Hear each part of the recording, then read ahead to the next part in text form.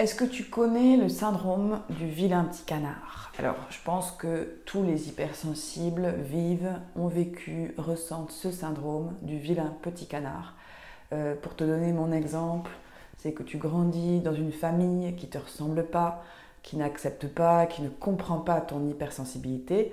Et du coup, tu as l'impression d'être tout le temps rejeté, inadapté. Tu te construis avec quelque chose qui fait que tu as l'impression d'être vraiment en marge de la société. Et puis tu te construis comme ça en tant qu'adulte avec cette blessure du rejet, avec une difficulté à gérer ton hypersensibilité parce qu'on ne te l'a jamais appris. Et puis il s'avère que ce vilain petit canard, normalement, en fait, eh bien, il devient un beau et grand signe blanc et majestueux. Et moi, il y a un truc qui me met vachement en colère, c'est que il y a pas mal d'hypersensibles, d'émotifs et de personnes comme moi, très connectées aux émotions, qui restent au stade du vilain petit canard et qui ne vont pas dans l'espace du signe. Et je voudrais en parler dans cette vidéo. Être hypersensible et rester dans le vilain petit canard, au bout d'un moment, franchement, il y en a un peu marre. Moi, ça me met vachement en colère quand j'entends des hypersensibles et des gens spirituels rester dans le syndrome du vilain petit canard et accentuer leurs différences par rapport au reste du monde. Ça me met en colère parce que je vois que dans cet état de victimisation et dans cet état où moi-même j'ai longtemps cru que c'était un problème d'être hypersensible, d'être connecté, c'était énormément de souffrance en fait. C'était vraiment une forme de victimisation continue, perpétuelle et une difficulté à vraiment m'épanouir dans ma vie sur la terre et à être même proche des gens, à être proche de ma famille, à être proche de mes amis. J'arrivais pas à créer un lien réel et profond alors qu'au fond de moi, c'est tout ce dont je rêvais. Je pense que rester dans le syndrome du vilain petit canard toute sa vie, c'est pas quelque chose évidemment qu'on a à juger de soi, mais par contre, c'est de regarder à un moment donné comment ça sclérose de toujours être dans ce truc de toute façon, je suis hypersensible, personne ne me comprend, je suis pas adaptée, je suis pas capable. Au bout d'un moment, de rester là, ça coupe vraiment le lien d'amour avec les gens et avec soi-même. Et c'est du gâchis. Parce que du coup, on devient pas on rentre pas dans un espace de rayonnement et de beauté que l'on est au fond, puisqu'on est ce signe blanc et majestueux. C'est du gâchis aussi parce que pour moi, de scléroser l'hypersensibilité et de se dire que c'est un problème et qu'à cause de ça, on ne peut pas s'épanouir, et bien en fait, en faisant ça, on valide complètement la norme sociétale qui rejette la sensibilité. Et ça, moi, ça me révolte. C'est-à-dire qu'on grandit en effet dans une société où la sensibilité, et ça commence à changer, mais la sensibilité est mise de côté parce que la plupart des gens ont peur d'être sensibles, ont peur de paraître faibles, ont peur d'être vulnérables. Ça, c'est la plupart des gens. On est dans une société patriarcale où voilà, la sensibilité est rejetée. C'est en train de bouger.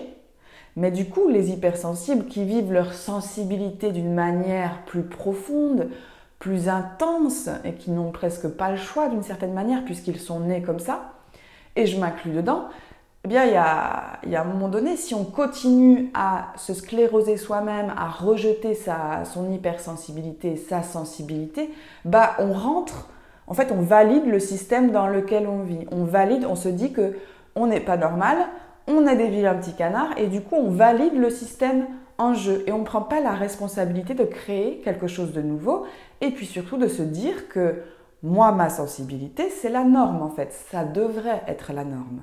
Et c'est bien tout le reste de la société et des gens qui ne sont pas en contact avec leur sensibilité, qui sont en déni, qui n'y arrivent pas, qui ont un problème. Donc c'est de regarder à un moment donné, de replacer le curseur et de se dire mais combien de temps je vais rester dans cette victimisation, dans ce rejet de ma sensibilité. Et en faisant ça, je valide en même temps la norme sociétale qui est malade. Parce que être en déni de sa sensibilité, ne pas ouvrir son cœur et ne pas être en contact avec sa vulnérabilité, ne pas savoir aller là, c'est bien une société malade dont on parle. Il y a plein d'hypersensibles qui mettent des années avant de comprendre et d'aller accepter comment ils fonctionnent, d'aller faire ce taf, d'aller guérir cette blessure du rejet et d'aller dans l'acceptation de qui ils sont. Parce que d'une certaine manière, en se sclérosant soi-même et puis en étant dans le mode victime, c'est victimisation, je suis inadaptée, moi de toute façon personne ne me comprend. Cette forme-là en fait de... Et attention, il n'y a pas de jugement dans ce que je dis, c'est juste que je montre le comportement inconscient qui est qu'en restant dans la victimisation, en même temps, je gagne de l'amour. C'est juste un comportement de survie, de protection, d'exclusion qui fait qu'à un moment donné, si je me victimise et que je me mets à part, ça me donne une forme d'énergie. Et c'est ça que je voudrais bouger.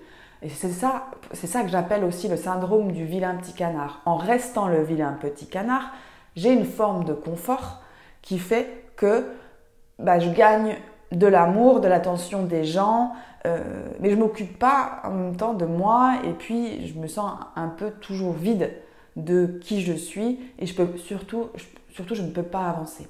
Qu'est-ce qui m'a fait, moi, sortir du syndrome du vilain petit canard, parce que j'y étais aussi, c'est qu'à un moment donné, la souffrance et la victimisation étaient pour moi tellement difficiles à vivre, à supporter, et je m'enfonçais comme ça dans un magma émotionnel très douloureux. Et j'étais aussi dans des situations amoureuses, amicales et de vie où je vivais constamment cette blessure du rejet, ce truc de ne pas être capable, de ne pas pouvoir avancer, de ne pas pouvoir aller vers mes rêves, toujours un peu fragile, sensible. Voilà, j'en ai eu marre. Je me suis dit, mais c'est pas pour ça que j'ai signé sur la terre, moi. J'ai envie d'autre chose, j'ai envie de vivre autre chose, j'ai envie de trouver un équilibre, j'ai envie de pouvoir construire et suivre ma manière de vivre, ma manière de fonctionner. Et j'en ai marre de me sentir victime du système, victime de ma sensibilité. J'en ai marre aussi de penser que c'est un problème à vie.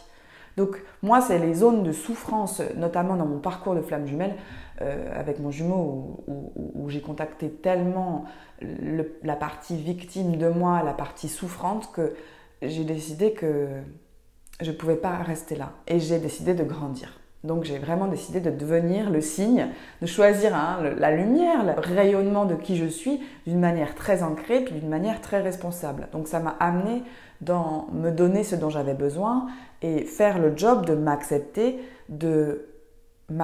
vraiment, m'aimer vraiment pour sortir de cette souffrance, de l'exclusion et du rejet.